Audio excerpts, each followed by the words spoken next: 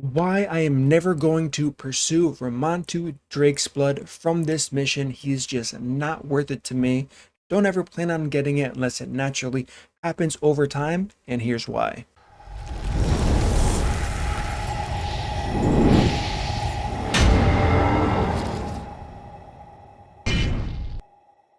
Alright guys, so as we all know here, Ramantu Drakesblood is the final legendary reward for the newest edition after Arbiter here for these new progress missions. We all love calling them Arbiter missions, but we got the extension here. And why am I not going to do this? Because I personally think, now this is a hot take, listen to this, as someone who's been for the company's decisions for pretty much everything they've ever done, I've always found the kind of light or the good side of all their decision making. I think Ramantu was the worst thing they've ever implemented into the game as far as execution goes, as far as how well thought it was, and I'm going to explain to you why I am not doing any of these missions unless it's something that's naturally going to happen, why I haven't pushed for it, why people already have this. It's not because I lost interest in the game or I don't care about playing daily, anything like that. It's more because Ramantu as a champion makes no sense. He's the worst champion in my opinion that they could have put as the reward for this. So first, this all starts with Arbiter. When Arbiter was first released as progress missions, she's a fantastic champion. The missions leading up to Arbiter were well thought out. Yes, people can say it was a bit hard or too difficult as far as the gold missions for the gold medals to get them for your Great Hall. I can't agree with that point. Of course, there are going to be some flaws. It was the first time they tested this idea, but Arbiter as a champion is the perfect champion to have as a progress mission. She's fantastic. Once you get her, she's fantastic after you get her. That is not the same with Ramantu, which really made me question why they even did this. On top of that, they have tons of missions here that are more of a chore than any of the Arbiter missions ever were. And there's so much RNG involved as well. Getting max substats over and over again, crafting certain things from the forge. We did see this a little bit early on, getting attack percent, but that was so early into the game. We could afford spending the 8 energy or the 4 energy or the 6 energy at a time over and over again to get those missions done. For some reason they took that logic and applied it to endgame, and that's the worst player base to target with frustrating RNG tactics. It's going to get them to not even bother with it unless the reward is worth it. Now, why is Ramantu not worth it? I'm going to go over that right now. In my opinion, he's just not an impressive champion for where he's placed in this missions. Think about what you would have to do and the type of players who already have Ramantu Drakesblood. They're extremely endgame, which means they've pretty much done everything in the game already. So why would they need this champion? Something has to be compelling for them to use him in as many places as possible, and that's simply not the case. Could I be wrong down the road? Possibly. I'm going to acknowledge that. However, that wasn't the case with Arbiter. As soon as Arbiter was available, we could start using her. Everyone was using her. People still use her to this day in the arena. She's very strong in the arena. Even in dungeons, she can be a part of quite a few progression teams, and I really don't see that for the future of Ramantu based on the upcoming content we have. PvP focused, we have Shadowkin faction, which is irrelevant. We have a couple new clan bosses. The Hydra was released. The Great Void clan boss was not released. We do have a new dungeon here, but we cannot see direct application for this champion yet. So is it possible I'm jumping the gun? Absolutely. However, where Ramantu stands right now, he's pretty much useless in the game. Even players who are pushing into Platinum Arena, I hear this all the time. Oh, he's great. He gets rid of Ursuga's passive. He can get rid of Duchess passive. Yes, you can also apply block debuffs and make this champion useless, which is literally terrible for a champion that's supposed to be the most prestigious reward in this game as a, I guess, free legendary from the progress missions. Now, you might be thinking, well, if this is so bad, Murder, what would you have done? I can tell you right now, I would have taken Seer. Everyone knows Seer. I did just talk about her in a video about empowerments that was released. Let's look at this champion. I would make a legendary version of Seer. That would be the greatest champion to have put at the end of the missions, because Everyone knows how good Seer is. She's borderline broken.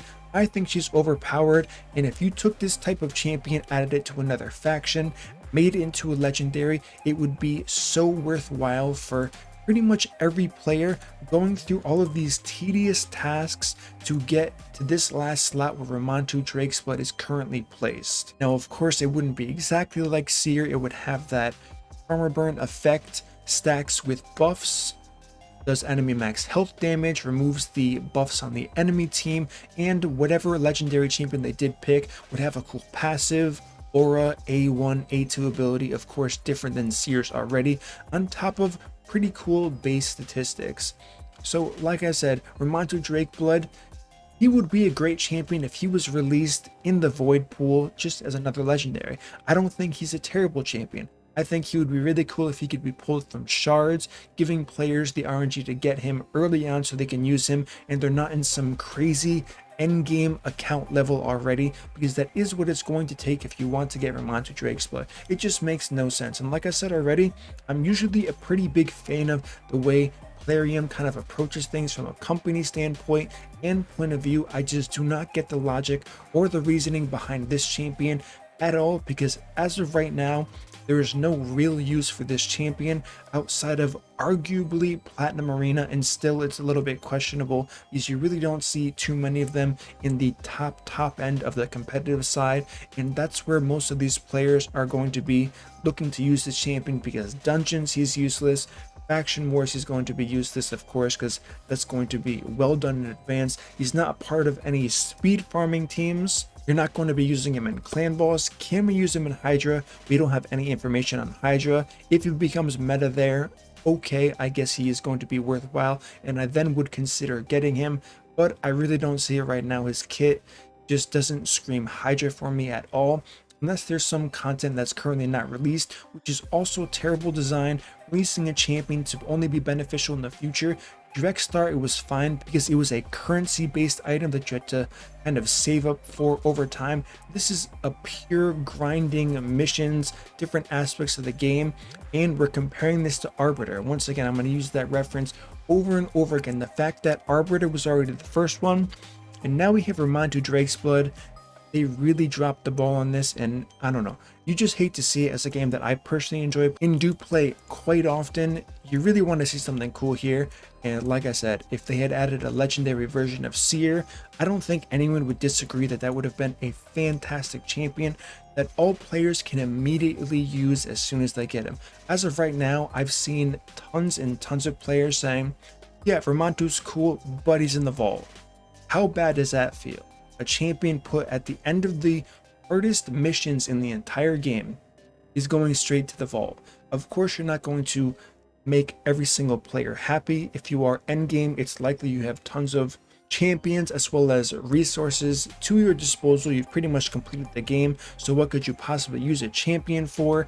That is a good point. However, they could have approached this so many different ways, and for the 10th time already, I do really believe that they dropped the ball here, not only with Ramantu being the champion they picked, but also with these specific types of missions we do see here. Way more RNG than the Arbiter missions, and many more time-consuming activities.